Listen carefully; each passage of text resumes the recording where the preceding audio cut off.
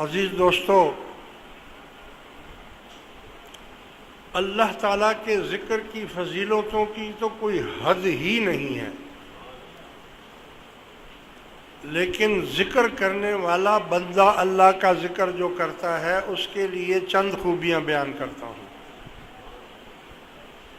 ایک تو اللہ تبارک و تعالیٰ اس کو روزی سے بے نیاز کر دے گا، یعنی رزق اس کو ایسے ملے گا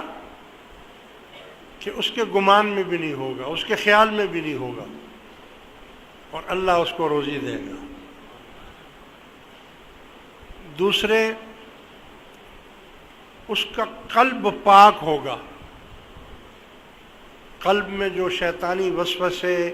بخل، بغض، حرص، طمع، لالچ،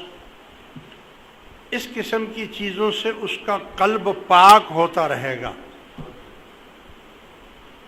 اور اللہ تعالیٰ اس کو آخر میں اس میں نور ڈال دے گا،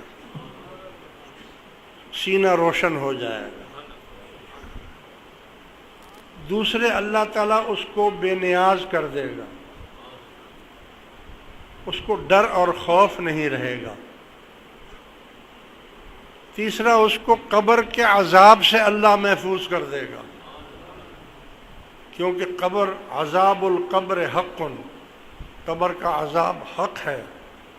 لیکن جب عذاب قبر آئے گا تو یہ ذکر اس کو روک دے گا۔